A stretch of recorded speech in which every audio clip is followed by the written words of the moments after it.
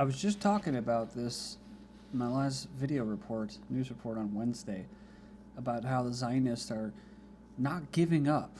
I gave, different examples about bombing Iran, and lo and behold, here they go. They actually attacked Syria again. The latest Israeli attack is part of a wider U.S. Saudi-Israeli strategy. This is from Land Destroyer Report. They were kind of quiet there for a while. They started making reports again. Israel and Western sponsors have admitted to an unprovoked airstrike in Syrian territory this week. It was the latest of several assaults Israeli planes have carried out against neighboring Syria over the past year. An explosion at the missile storage site in the area reported as in the Middle Eastern press, but an attack has not been confirmed by the Israeli government. The target, according to the Obama regime, was missiles and related equipment because the Israelis felt it might be transferred to the Lebanon-based militant group Hezbollah. They said there were SA-8 surface-to-air missiles.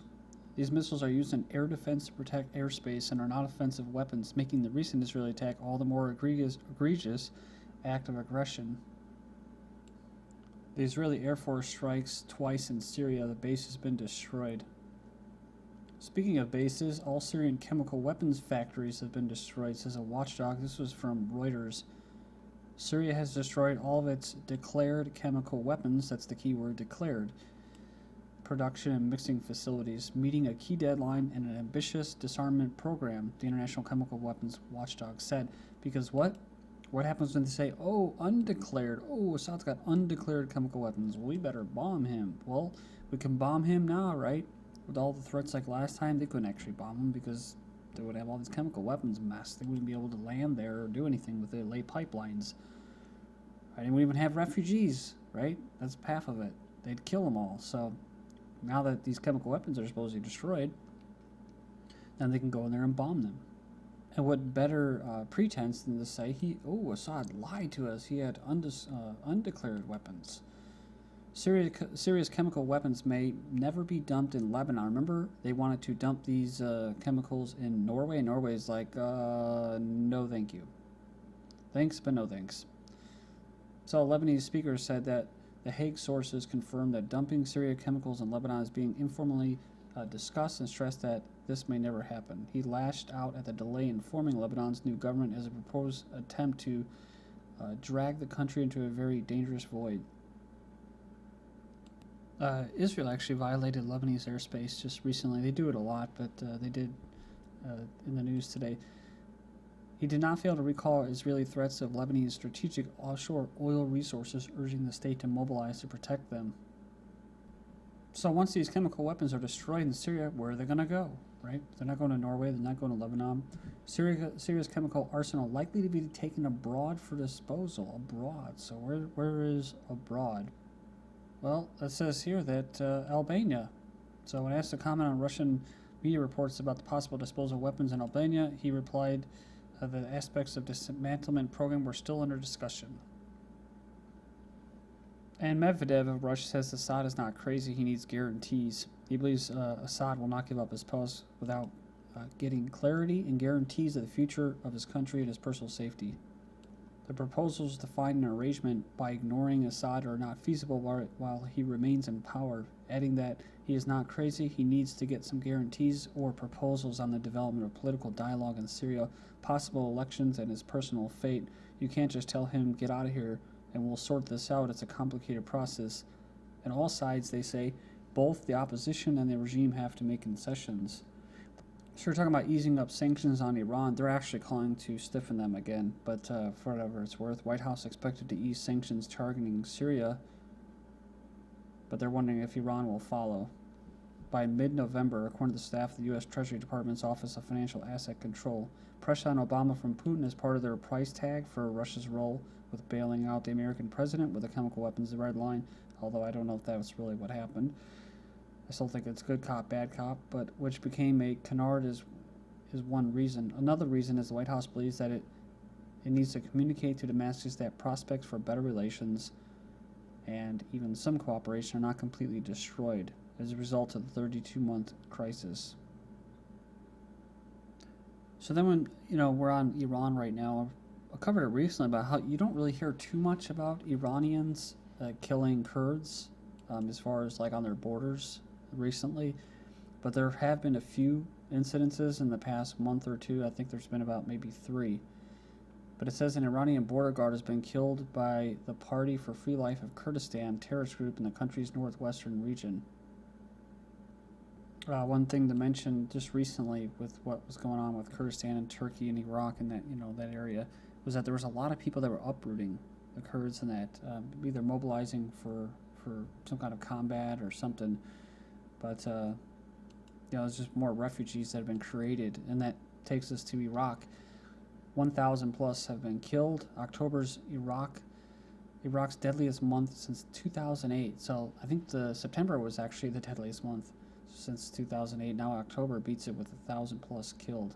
Total of 855 civilians, 65 policemen, and 44 soldiers were killed. Probably more than that, but then hundreds of Syrian refugees are denied entry into Jordan from the 31st. They're fleeing the civil war in Syria, and they're being turned back at the border with Jordan and neighboring countries. That's because they're supposed to go to European and American countries. You're not supposed to go to Jordan or Saudi Arabia. You're supposed to go to places that are different from your culture. That's what the United Nations, that's what EU, and that's what the globalists are doing.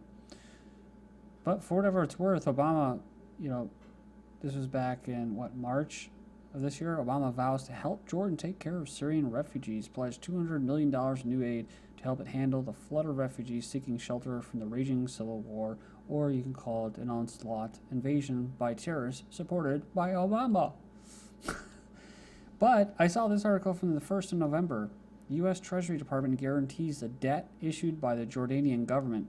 So the way Liberty Blitzkrieg, it's a good blog on that, or website, I don't know if they were able to tie this together, or maybe I'm just reaching, but in a bizarre announcement yesterday, the U.S. Treasury boasted that the government of Jordan had closed on a 1.25 issuance of sovereign debt guaranteed by the United States government. But this makes sense. The guarantee marks the conclusion of a process that Obama set in motion in March of 2013 when he visited Jordan, right? It can help deliver the results that Jordanians deserve. To see their schools better, the roads improve, healthcare, which is all just BS, right? It's about refugees. Take care of the refugees. I mean, Jordan could just be able to, they could just be like, well, hey, we're having a lot of uprisings here in these camps. You guys are creating all these refugees by supporting terrorists inside Syria. And all we're asking for is money to be able to take care of them. Refugees, right? Libya is a good staging point there. To Europe, 48 missing Egypt migrants found in Libya desert. Egypt being a failed state, it's exactly the way it's supposed to be right now. 48 Egyptian illegal immigrants who went missing in the desert off eastern Libya at the start of the week were found by the Libyan Air Force on Friday. They entered Libya but were abandoned on Monday by smugglers on the desert road between Tobruk and whatever this other one is. The group totals around 60 and also includes Sudanese nationals. Speaking of passing through the desert, and that Al-Qaeda terrorists are passing U.S. forces, CIA agents on the way to Syria. Remember I was talking about how Turkey is being used to basically move refugees into Bulgaria and into Europe. And just, I'm not making this up, from the UK Mayor, Turkish gangs smuggling Syrians into the UK and other European countries. This is a separate thing. This is a direct route. They're actually getting paid, lots of money to smuggle these people in directly into Europe. Whereas, like I said before, they're just diverting them. They're putting up a wall and that so they don't come to their country. A Daily Telegraph article reveals that armies of Al-Qaeda terrorists are using NATO member Turkey as a springboard for their invasion of neighboring Syria. I've covered about the Turkish government actually arming these terrorists being caught by journalists doing it and actually being in charge of the abductions and the kidnappings for ransom. Worst of all these terrorists literally carrying Al-Qaeda banners in the battle are passing CIA outposts, U.S., British, French special operation training camps, and through Western-funded refugee camps on their way to commit a wide array of atrocities along and within Syria's borders. So basically they're saying that, they basically trumps or defies explanations of the war on terror. Like within Libya, the CIA not only watches Al-Qaeda pass, but is clearly arming them. They're doing in Libya, and that's what they're helping to do in Turkey. Royal Dutch Shell worsening Nigeria security dents oil giants' earnings. So poor Royal Dutch Shell. Their shares are down as much as 5%. And these are due to militias, right? These are due to people trying to get their resources back in their power, right? Trying to decide where the revenue and all that goes. Well, can't do that. Because if you do, then another militia is going to come along called Al-Qaeda. And then they're going to take on the government, and then the militias will be cut out, and they'll be like, well, hey, wait a minute here. We just got screwed over here. Then foreign countries can come in and say, hey, they're fighting Al-Qaeda. And everything about the militias and everything about the people fighting for the resources gets glossed, it doesn't get glossed over, it gets hidden, buried.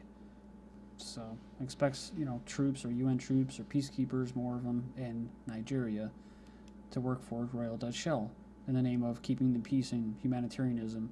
Saudi Arabia provokes Takfiri militants to attack Houthis in Yemen. The Saudi-backed Takfiri extremists are set to attack al-Houthis in the north of Yemen.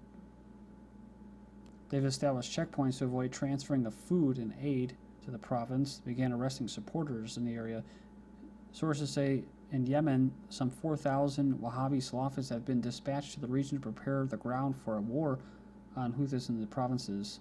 And just like in Syria and just like in Pakistan with the CIA drones, they're killing everybody, including children. So Yemen's sliding into chaos, and they're risking a militant haven on Saudi border.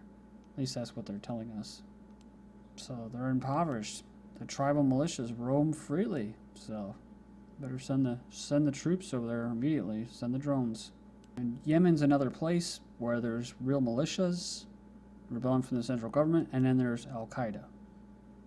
Now, CIA goes in there and bombs people. They say, oh, we killed Al-Qaeda members. Well, they're actually killing regular militias, regular rebels in there. Again, in Yemen, death toll in an attack on a Salafi-held town in Yemen rises to 24.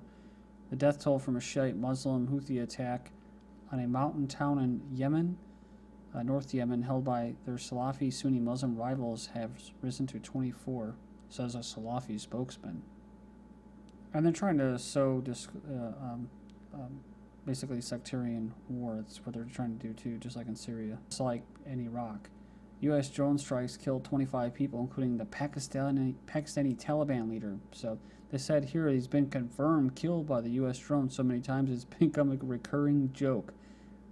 So, however, by the 11th time, it may have been a charm.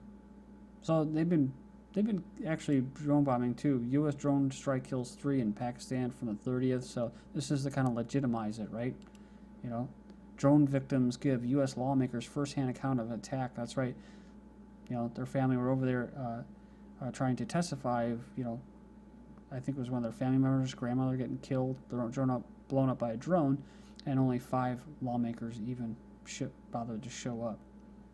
But I guess since they killed this Taliban leader for the 11th time, maybe that justifies it.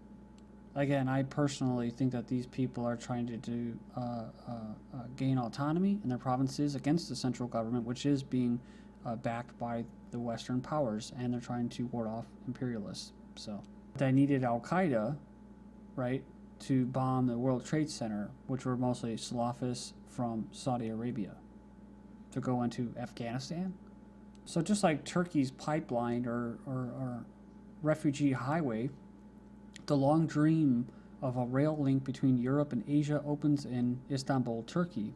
Finishing up here, Russia wants India and Pakistan to join SCO, or the Shanghai Cooperation Organization. China's retaliating against a U.S. naval presence in the East Asia Sea with putting their own reconnaissance ships in the Hawaiian waters. Another one bites the dust here. U.S. commander in Japan of the Army has been relieved of his duty. NATO kicks off a military exercise near the Russian border aimed at a fictitious enemy. I wonder who that is. Moscow conducts large-scale nuclear attack drill for long-range missiles launched in war games.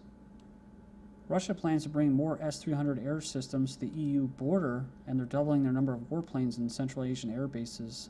And as German think tank calls for a consolidation of Europe's national defense industries, they want an EU army too. The U.S. has successfully used a new kinetic energy warhead at a test. Thank you.